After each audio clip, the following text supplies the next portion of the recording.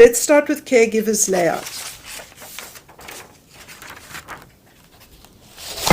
This is a kick butt procedure, folks. Kick butt. I cannot tell you how fabulous it's been. Now, let's see. That's parasympathetic tone. That's that. Here's caregivers procedure. I'm so proud of this, and I think you're going to be very pleased too. I will read to you from the beginning. In the session, this technique addresses exhaustion and depletion in caregivers whose systems are unavoidably over-engaged with others. The procedure separates and stabilizes the caregiver's energy field while replenishing lost energy and restoring functional boundaries. See, that's what this material does, but it's not actually essential to this particular procedure, because understanding what this does came after developing caregivers procedure. But this also restores functional boundaries. Okay. But you can't just do it. You have to prep, like you've got to detox and things like that. Decord, detox. We know. You know the deal. Okay. The layout creates a continuous vertical circuit that both draws energy back into the system and reduces outward leakage, allowing restoration without collapse. Clients often experience a sense of returning to themselves, reduced internal strain, and quiet, steady replenishment. So, what do I see with people when they're on the table? I see them falling asleep. But not deep sleep, theta, healing, restorative, energy work style sleeping. All right, it's very clear. It's been 100%. I haven't had a failure with anyone in this regard. I'm going to just put my cave calcite back where it came from. Otherwise Neil will have a hissy fit. Yeah, it's Neil's cave calcite. It's very clear. It's Neil's cave calcite, everybody. No, hands off. Hands off the cave calcite. Well, cave calcite really does have a very strong shamanic energy to it, so I'm going to let Neil have his cave calcite. Okay. And I'll put this back in my box here. All right. So I'll be working on myself. If you want to join in and work on yourself while I'm working on myself, you are welcome to do that. Just have your proxy crystals handy and use whatever you want to. So I'll just clean off my stone. Here's my bowl.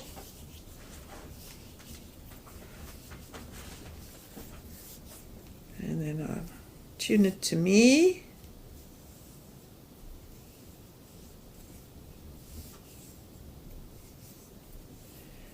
Right. So, let's see what my analogy is. This procedure is like going into your own sanctuary, closing the door, pulling the shades, and lying peacefully in a warm, safe space. No noise, no demands, no intrusions, so that you can replenish and rejuvenate. While sleeping is not essential, it is likely that as you relax, you will drift into a restorative sleep. The skills you need are circuitry, 2D gridding, infusion, and draining. Now, this is written for an in-person procedure, so I'm going to be adapting it to remote as we go along. So what you need is a root chakra stone, such as red uvite or garnet in matrix. Let's have a look. I brought both of those. This is garnet in matrix. You can see the garnet in the matrix. Then there's more garnets there. And then I brought a little red uvite. It's not a very exciting one, but it's a good one. There it is. Little red uvite on magnesite. Alright, so now I'll see which one I want to use on myself.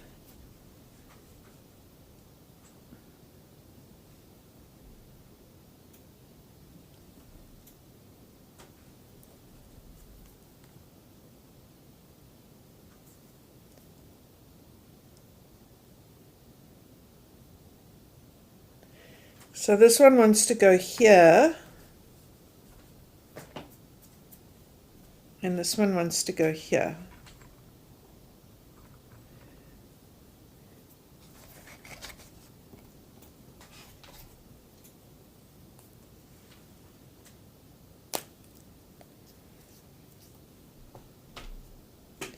So there are no substitutions with these stones, folks, and so that's just the way it is. And that's why they're all in the minimum crystal surgery kit, because you can't substitute.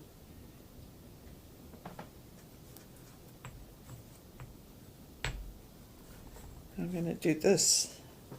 Getting fancy here with my tic tac. It's actually blue tack. Get fancy with the blue tack. I'm not fond of working with stones that have got price tags on, but then I have to. I don't want to take the price tags off. There. See the advantages of blue tack. It's like a pedestal now for my proxy crystal. All right. So I'll get to that.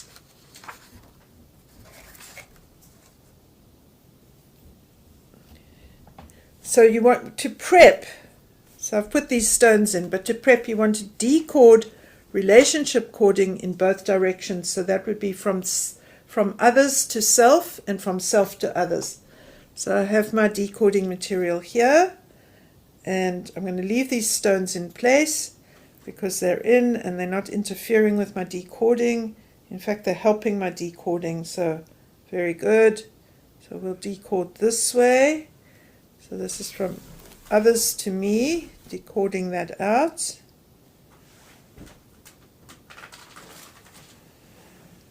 And I cannot decord from myself to others because I'm currently teaching you. And if I do decord from myself to you, then I'm just wasting my time because I just have to throw the cords out because I'm feeling I want to be connected to you now. I'll decord my cording towards you after. But I will just rebalance knowing that, of course, I'm teaching now and that cording is okay. It's not a drain, it's a support. I'm going to feel support coming to me from you through that cording and not a draining sensation. And thank you very much for thinking that with me. I appreciate it. And I could feel some people actually switch that back on straight away. And so that's good. It means that those people have been doing a lot of work and they know that dynamic well. I appreciate it. Then continue with either a shungite detox or a salt detox. So let's use some shungite because it's handy. There we go.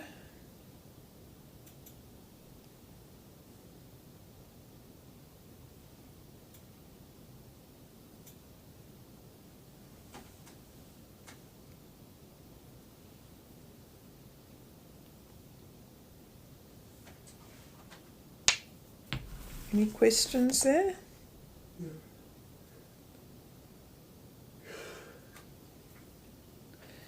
Okay, shungite detox. Then, at the soles of the feet, infuse lepidolite in mica followed by scolecite. Here's my scolecite.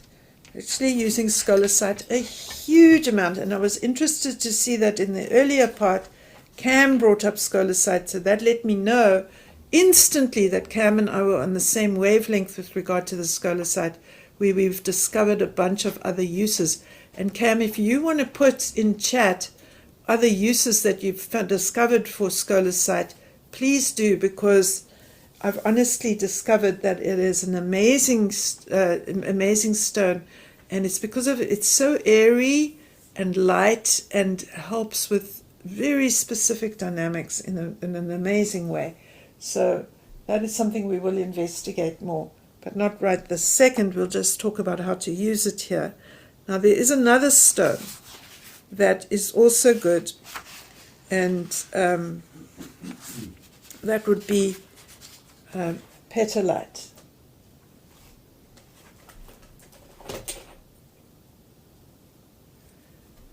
So this petalite is a phenomenally soothing stone for people that are in a state of overstimulation, or I can describe it as you've got conflicting emotions. I had clients who had a huge business success and their dog died on the same day.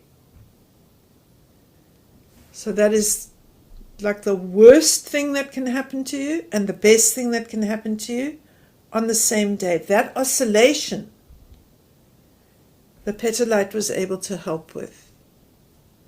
So when we have paradoxical or conflicting pulls, then petalite can help soothe us, and it is just a very, very soothing stone. I do not have more of this material. I got this actually last year in Tucson, and then when I suddenly realized, oh wait, this has got something special going.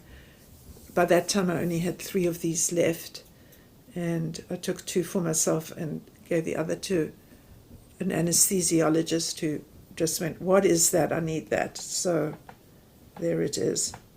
And it's a very nice stone, the petalite. But if enough of you ask me for it, I'll track it down, get a supply, and be able to pass it along. All right. It's not an inexpensive stone. I will warn you about that. Petalite. And the thing is, to get a piece this size is what's difficult. It comes in little pieces. It just doesn't grow in masses the way some stones do. So petalite's very good. But because you don't all have it, it's not included in the procedure. But what is included is the other stone that got mentioned earlier today, and that's lepidolite in mica. So what I do is I take the lepidolite in mica and I infuse it into the soles of the feet, and then I clear the signal using the scolecite, because otherwise the energy system is attending to the signal of the lepidolite in mica and isn't switching over to attend to what else is going on. And so the scolecite, this is the same as using sherbet as a palate cleanser between courses.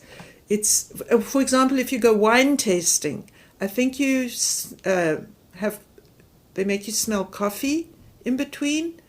Oh no, aromatherapy oils. If you're smelling one aromatherapy oil, then another aromatherapy oil and another one, they use coffee to neutralize so that you can smell the next stone and you've removed the next oil, and they've removed the imprint from the sense of the previous aromatherapy oil. In eating, they use sherbet as a palate cleanser between courses so the taste of the one food does not interfere with the taste of the next food. Same with tasting wine or any of those, anywhere where the senses are involved and they're going to latch on to a signal, then you want to clear that so that these receptors are available again for the next part of the input. That's what scolecite does. Is that not phenomenal? It's been absolutely amazing. So I'm going to go over my whole proxy with the scolecite. And these two are saying, but what about us? And so I'll say, yes, of course. Yeah, you too. Don't leave you out. No crystal left behind. Can't be leaving crystals behind, not even in Tucson. Oh, actually, it's like having paddles. It's amazing. Wow, my system likes that. So there is a relationship between the scolecite and this. If you haven't got this, try using the scolecite. It might help because it also clears an imprint. It also clears a stimulus. It also clears a signal.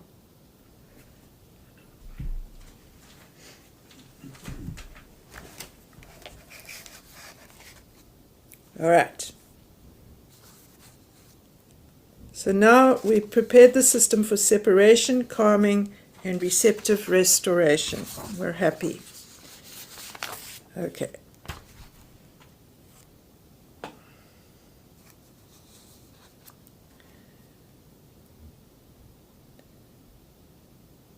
Okay, grid the root chakra and place the root stone at the root. So that is what we're going to do now.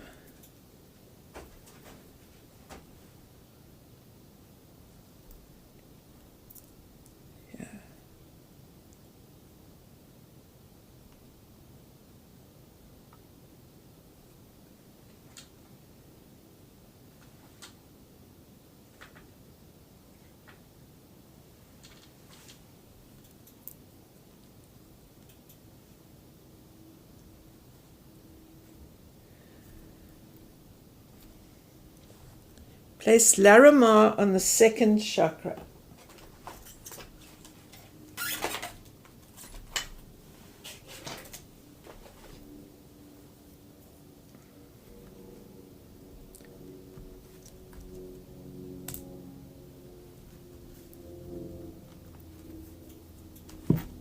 Oh, you switched cameras?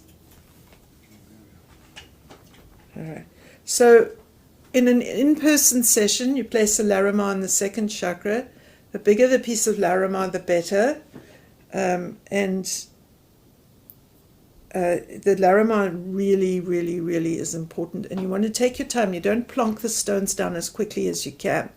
You take your time and you put your hands on the stones. So that's like Melody's method of laying on of hands on top of laying on of stones. So you literally spend time just breathing and being with the stone, connecting with the person. And the Larimar is going to do a lot of work, because Larimar is very soothing and very calming, but it is slow in its action. It's not a quick stone. It's a coordinating stone, and it takes time for its effect. So there's no hurrying here. So I'm just going to pause here and allow. I'll wait for the Larimar to give me the signal that I can continue.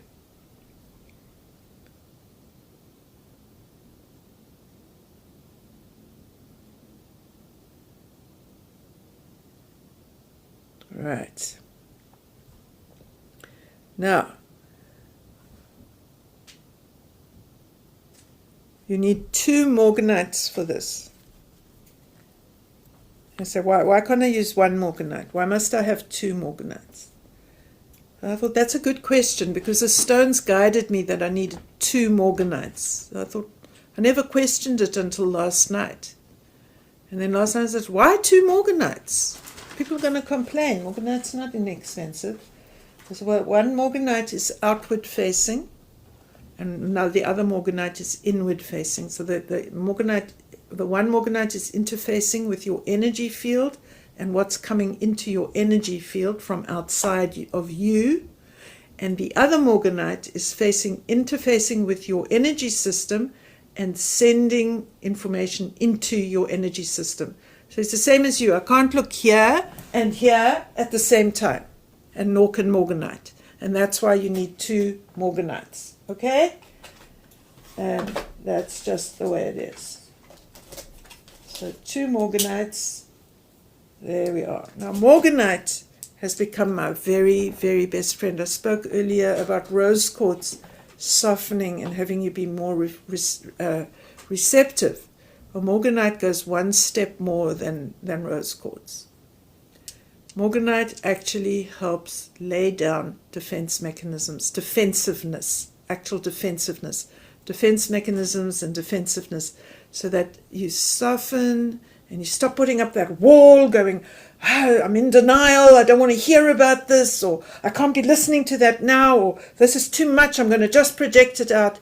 It calms that down. It just calms that down and it renders you receptive.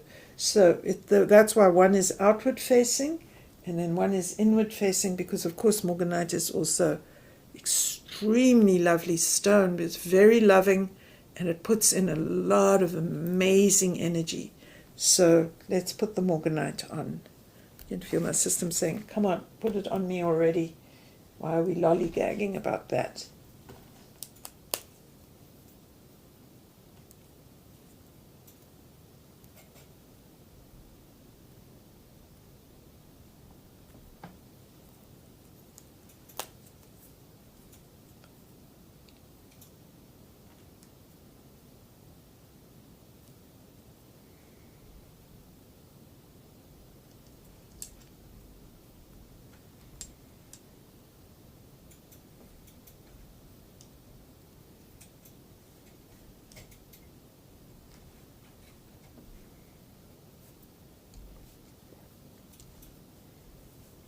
And then you want to pause and just give everything time to settle in, as it were.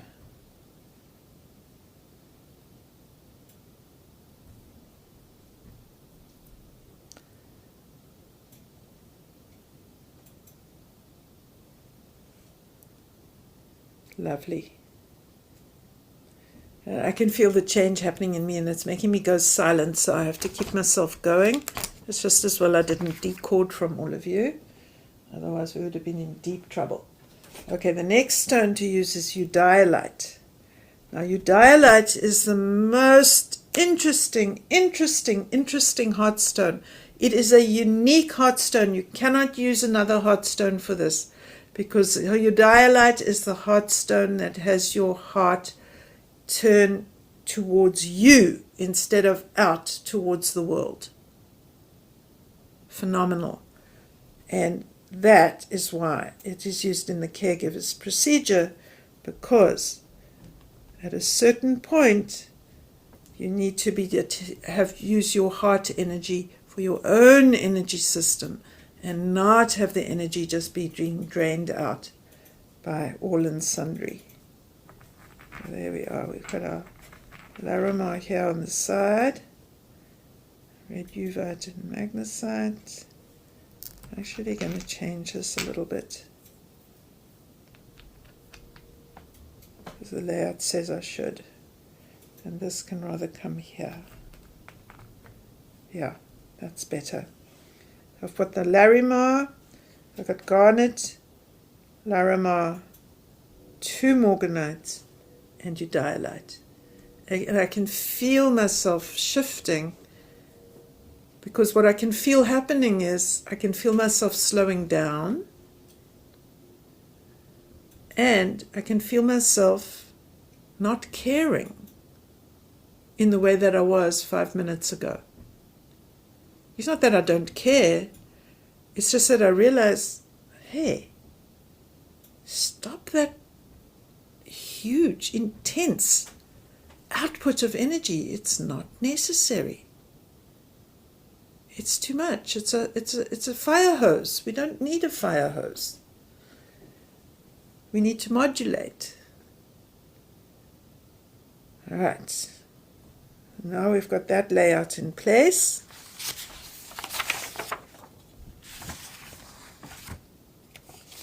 Now, if this is an in-person session, you want to ensure that all the stones are touching. And if they are not, because your stones are small, then connect them with quartz. Make sure that you've got a connected circuit. It makes a big difference to how the chakra stones work if the stones actually are connected to each other. Then you can put cornelian and tangerine lemurian under the hands. Now this is where we can't do this in the remote session, because we don't have hands. But this is a tangerine lemurian, these two.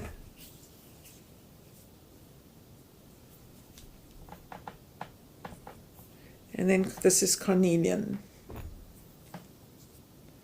So what I can do is I can say who wants to be here, and this one wants to be here but this way, and this one wants to be here. I'll do that. Okay, and this one wants to be there. Or you can use amblygonite and atlanticite if the client feels torn or pulled. So both amblygonite, that's yellow danbarite. I don't know if I've got amblygonite here. Anyway, amblygonite is a conflict-reducing stone, and so is atlanticite. Atlanticite is the combination of serpentine and sticktite. Then, if it's an in-person session, for this, I would put emeralds between the legs. And then activate the circuit by gridding the energy field using sunstone in a vogel or a shaped wand. Now, remember I said if you put the sunstone bed under the proxy crystal, it will be an activator. But I don't want to activate the proxy crystal. I only want to activate the layout. So that's why I didn't use a sunstone bed now. Because for the caregivers procedure, you actually want to go into a deactivation. But I do want to activate these stones. So for that, I will use my sunstone wand.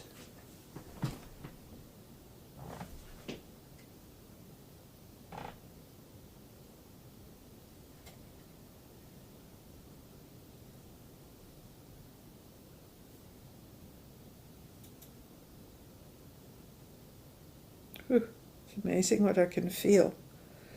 It makes all my organs feel like they are doing something. It's very interesting.